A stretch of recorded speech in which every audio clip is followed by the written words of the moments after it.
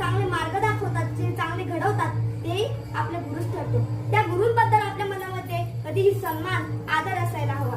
कारण गुरु हे सर्वांनाच करावे लागतात. ज्ञानोबा असतील, नामदेवराय असतील किंवा चांगदेव महाराज असतील. आपल्या ज्ञानोबरायांचे गुरु कोण? तर निवृत्तीनाथ. आपल्या नामदेवरायांचे गुरु कोण? विसोबा खेचर. चांगदेव महाराजांचे गुरु कोण? तर मुक्ताबाई. गुरु हे सर्वांनाच करावे लागतात. फिर हम किस खेती मुली.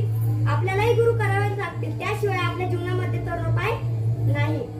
आणि जोपर्यंत आपण गुरूंच्या चरणी आपण गुरु आपल्या जीवनामध्ये गुरूंची प्राप्ती होत नाही, तोपर्यंत आपल्या जीवनाला काही अर्थ शिल्लक राहत नाही. सूर्यनारायण जर उगवलेच नसते, बघा, सूर्यनारायण जर उगवलेच नसते तर आकाशाचा रंगच कळाला नसता. सूर्यनारायण जर उगवलेच नसते तर आकाशाचा रंगच कळाला नसता.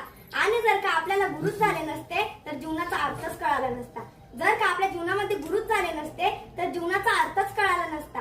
त्यामुळे आपल्या जीवनामध्ये गुरुची प्राप्ती करायला हवी. त्या गुरुमध्ये आपलं समर्पण असावं, भावना असावी. त्या गुरूंच्या चरणी आपली श्रद्धा, विश्वास, भाव असावा. गुरूंच्या चरणी ठेविता भाव आपोआप भेटे देव. गुरूंच्या चरणी जर आपण भाव ठेवला तर आपल्याला देवाची प्राप्ती व्हायला एक क्षणही लागत नाही. सूरज को तो छोड़ दो, चमकना उनका काम है. सूरज को तो छोड़ दो, चमकना उनका काम है.